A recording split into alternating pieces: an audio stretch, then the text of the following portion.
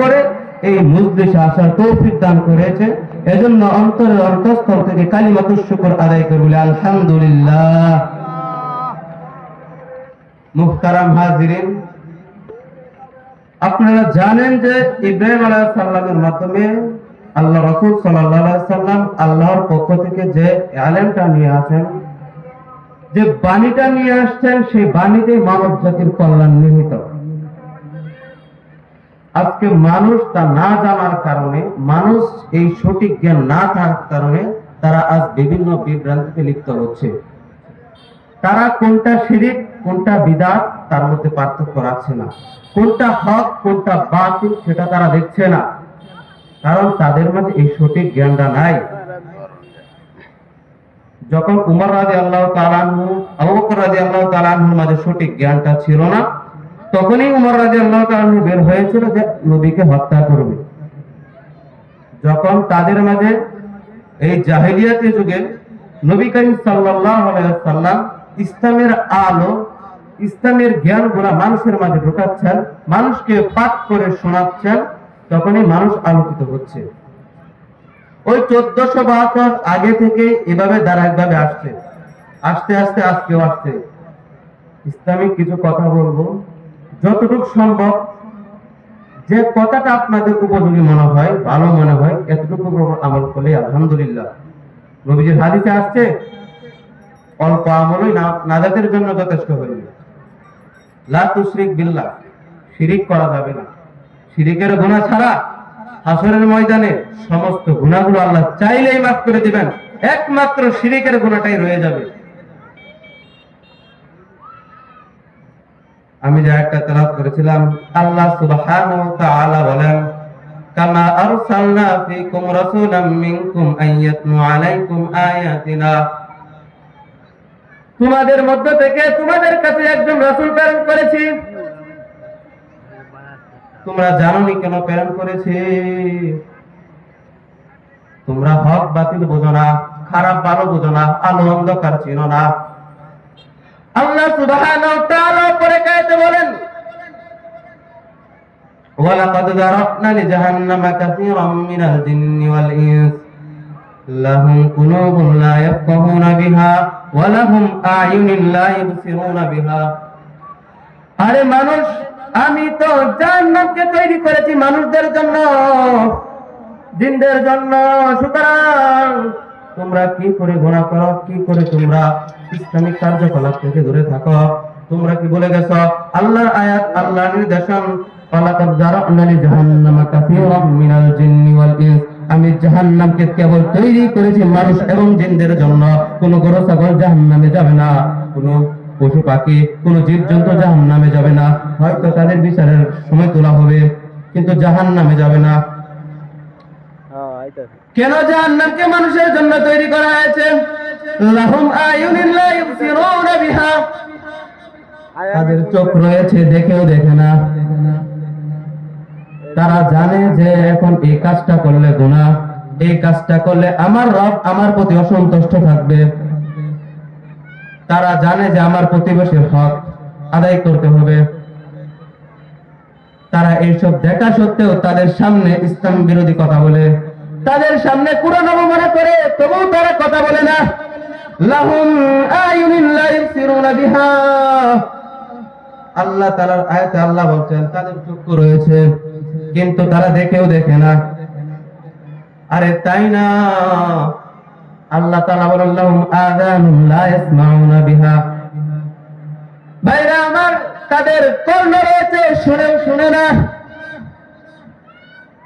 শুনতেছে মুয়াজ্জিন আযান দিয়েছে, মসজিদে যেতে হবে, মসজিদে যাই না। উলামায়ে কেরাম বলতেছে যে তোমরা সুদ ঘুষ খাইবা না, উলামায়ে কেরাম বলতেছে যে মানুষের হক মারবা না, প্রতিবেশীকে কষ্ট দিবা না, তোমরা তাই করে চলছো। এজন্য আল্লাহ তাআলা বলছেন লাহুম আযানুন লা ইয়াসমাউনা বিহা, তাদের কান রয়েছে কিন্তু শুনে না। লাহুম কুলুবুন লা ইয়াফকাহুনা বিহা ওয়া লাহুম কুলুবুন লা ইয়াফকাহুনা বিহা, তাদের হৃদয় রয়েছে, বোঝার শক্তি রয়েছে, তবুও বোঝে না। আমি যে আমার কথাগুলো বলতেছি, যে তাদের কান রয়েছে শুনবে না, যে তাদের চোখ রয়েছে চোখ তাও দেখবে না, এগুলোকে আপনারা বুঝতেছেন না। এরপরে অধিকাংশ মানুষ আগামীকাল ফজরের সময় জামাত থাকবে না। জুমার দিন জুমার নামাজে, জুমার দিন জুমার সময় যে মানুষগুলো নামাজ পড়ে, জুমার দিন জুমার সময় যে মানুষগুলো জুমার নামাজ আদায় করে, যদি এই মানুষগুলো ফজরের সালাত আদায় করতো, 5 ওয়াক্ত নামাজ আদায় করতো, আজকে আমার আপনার সামনে সমাজে কোনো অনৈতিক কাজকাম হতে পারতো। আজকে আমার আপনার সামনে কোরআনের বিরুদ্ধে কে বলতে পারতো? আজকে মুসলমানদের দুর্বলতা, মুসলমানদের এই অসুবিধার কারণে ইসলামটাকে সঠিকভাবে ব্যবহার না করার কারণে লাঞ্ছনা অপদস্থ তাদের সামনে হাজির।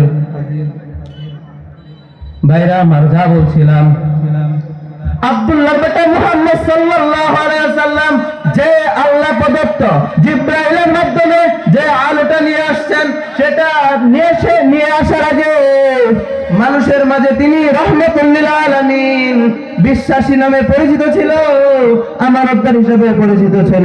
যখন এই পাহাড়ের উপর থেকে ডাক দিয়ে বলল, ও আমার উম্মত, হে আমার জাতি, তোমরা কি আমার মাননি? বলছে, হ্যাঁ আমরা আপনাকে মানি, আপনাকে বিশ্বাস করি। আপনার মতো মানুষ আর হয় না দুনিয়াতে, এক পিছিয়ে আছেন সে হলেন আপনি। আপনার মতো সত্যবাদী মানুষের হয় না দুনিয়াতে, এক পিছিয়ে আছেন সেটা আপনি। আপনি কখনো কারো হক মারেন নাই, কারো আমানতের খেয়ানত করেন নাই। রাসূল আরবি সাল্লাল্লাহু আলাইহি সাল্লাম বলল, বাবারা আমার একটা কথা বলি, মানবানি? সবাই বলছে, বলেন। পাহাড়ের ওই পাশে শত্রু আছে, তোমাদেরকে আক্রমণ করব, তোমরা বিশ্বাস করনি? এক বাক্যে বলেছো, হ্যাঁ আমরা মানি। নবীজি সাল্লাল্লাহু আলাইহি ওয়াসাল্লাম দরদ ভরা কণ্ঠে বলছে, কেন বলছে? ওই যে আল্লাহ তাআলা বলছিল, ওয়ালাকাদ যারানা লি জাহান্নামা, জাহান্নাম থেকে বাঁচানোর জন্য বলছে। ভাইরা আমার, মনে রাখবেন, যখন আপনার সামনে আপনার সন্তান আগুনে ঝাঁপ দিবে, আপনার সামনে আপনার সন্তান বিষ খাওয়ার চিন্তা করবে, ফাঁসি লওয়ার চিন্তা করবে, আপনি নিজের প্রাণ দিয়ে হলেও আপনার সন্তানকে রক্ষা করবেন। আর আমাদের প্রতি আমাদের নবীর ভালোবাসা, নবীর প্রতি আমাদের ভালোবাসা তার থেকেও বেশি। সেই নবী কি করে ঘুমাবে? সেই নবী কি করে চিন্তা করবে না উম্মতকে কি করে জাহান্নাম থেকে বাঁচানো যায়? আল্লাহ রাসূল সাল্লাল্লাহু আলাইহি সাল্লাম বলছেন, হে মানব সন্তান, জেনে রাখো, মৃত্যুর পর এমন একটা সময় আসবে যখন তোমাদের নেক আমল না থাকার কারণে তোমাদেরকে জাহান্নামে নিক্ষেপ করা হবে। তা বলে এটা আবার কোন কথা? যদি কোনো ব্যক্তি বলে লা ইলাহা ইল্লাল্লাহু মুহাম্মাদুর রাসূলুল্লাহ, যদি কোনো ব্যক্তি এটা বলে, তাহলেও তাকে মুক্তি করে দেওয়া হবে, তাহলে তাকে ওই জাহান্নামের আগুন থেকে রক্ষা করা হবে। তখন থেকে মানুষ নবীজির বিরুদ্ধে খারাপ সমালোচনা শুরু করেছে, নবীজির বিরুদ্ধে চক্রান্ত শুরু করেছে। যখনই হকের বিরুদ্ধে কথা বলবেন, বাতো চলে আসবে। যখনই আপনি ভালো কথা বলবেন, আপনার বিরুদ্ধে লোক দাঁড়িয়ে যাবে। ভাইরা আমার, ভালো করে বুঝেন, নবীজি সাল্লাল্লাহু আলাইহি ওয়াসাল্লাম দরদ ভরা কণ্ঠে মানুষকে ইসলামের প্রতি আহ্বান করেছেন। কাউকে জোর করে ইসলাম গ্রহণ করার নাই, কাউকে ধরে বাঁধে ইসলাম গ্রহণ করার নাই। নবীজির আচার আখলাক ব্যবহার দেখে অনেক মানুষ ইসলাম গ্রহণ করেছেন। নবীজি সাল্লাল্লাহু আলাইহি ওয়াসাল্লাম যখন তায়েফের ময়দানে তাকে বাচ্চারা, বালকরা পাথর নিক্ষেপ করেছিল, ও বাবারা, তখন নবী সাল্লাল্লাহু আলাইহি ওয়াসাল্লাম চোখে অশ্রুসিক্ত বলেছিল, আমাকে তোমরা মেরো না, আমার তো বাবা নাই, আমার তো মা নাই, আমি তো ইতিম, আমার এই দরাজে আপন বলতে কেউ নাই, আমি তো তোমাদের সম্পদ আত্মসাৎ করিনি, আমি তো তোমাদেরকে কোনো অন্যায় কাজ করিনি, আমাকে কেন মারবা? বাচ্চারা কিন্তু থামে নাই, যুবকরা কিন্তু থামে নাই। শুধু তাই না, নবীজি যখন সেজদায় ছিল, তখন তার কাছে তার মাথার উপর পচা নারী বুড়ি, উটের নারী বুড়ি চাপিয়ে দিয়েছিল যাতে দমবদ্ধ হয়ে মারা যায়। উটের নারী বুড়ি কিন্তু গরুর নারী বুড়ির মতো না, অনেক ওজন, অনেক বড় হয়ে থাকে। ভাইরা আমার, এত কষ্ট করে, এত মুজাহাদা করে ইসলামটা আজ এই পর্যন্ত এসেছে। সেই ইসলামের সম্পর্কে কিছু কথা হবে। আপনাদের এলাকায় আপনাদের মাধ্যমে এই মাহফিলের আয়োজন করা হয়েছে। এই মাহফিলটা কি আগামীকাল ছিল? গতকাল থাকবে। আসর থেকে মধ্যরাত পর্যন্ত অল্প সময় আপনাদের জন্য হবে, নাকি যারা করছে শুধু তাদের জন্য? আপনাদের জন্য করা হয়ে থাকলে, আপনাদের বাড়ির পাশে করা হয়ে থাকলে, দূর দূরান্ত থেকে মানুষ আসছে, আরো আসবে ইনশাআল্লাহ। আপনি কি করে বাড়িতে বসে থাকেন? এখনো বলছি, যারা বাড়িতে আছেন দ্রুত মাহফিলের ময়দানে চলে আসেন। আল্লাহ সুবহানাহু ওয়া তাআলা দেখতেছেন কারা আসছে আর কারা আসছে না। সবার কপালে কিন্তু হেদায়েত থাকবে না।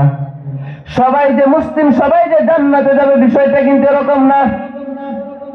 অনেকেই আজীবনের জন্য জাহান্নামে যাবে, অনেকেই জাহান্নামে যেয়েও আবার ফিরে আসবে। আমি আপনি কোন কাতারে আছি? একবার চিন্তা করে দেখেন, জিবরাইল আলাইহিস সালাম 600 পাহাড়ের অধিকারী, তিনি এক রাকাত 20,000 বছর পর্যন্ত পড়ছেন। এক রাকাত নামাজে 20,000 পর্যন্ত সময় লাগাইছেন, আর এক রাকাত নামাজে আরো 20,000 লাগাইছেন। মোট কয় রাকাত হয়েছে? 2 রাকাত নামাজ পড়তে 40,000 বছর লাগাইছেন জিবরাইল আলাইহিস সালাম। ফেরেশতাদের সর্দার আল্লাহকে বলতেছে, ও মালিক, আমার তো 2 রাকাত নামাজ পড়তে 40,000 বছর সময় লেগেছে। আল্লাহ সুবহানাহু ওয়া তাআলা বলতেছে, ও জিবরাইল, অহংকার করো না, কিবির করো না, অহংকার করো না। অহংকার করা ভালো নয়। সবচেয়ে বড় আবেদ শয়তান। অহংকার করার ফলে ধ্বংস। আল্লাহ বলতেছেন, জিবরাইল, অহংকার করো না, কিবির করো না। জেনে রাখো, এমন এক নবী আসবে, এমন এক নবী আসবে, যার উম্মতের দাম এত, যার উম্মতের দাম এত, সে তার 2 রাকাত নামাজ, ওই উম্মতের 2 রাকাত নামাজ মিজানের পাল্লায় যদি রাখা হয়, ওই উম্মতের 2 রাকাত নামাজ যদি মিজাতের পাল্লায় এক পাশে রাখা হয়, ও জিবরাইল, তুমি কিসের জন্য অহংকার করছো? আর যদি ওই 2 রাকাত নামাজ তোমার 20,000 বছরের 2 রাকাত নামাজ যদি মিজানের অপর পাল্লা রাখা হয়, জেনে রাখো, জেনে রাখো, ওই নবীর উম্মতের নামাজ 1000 গুণ ওজন বেড়ে যাবে।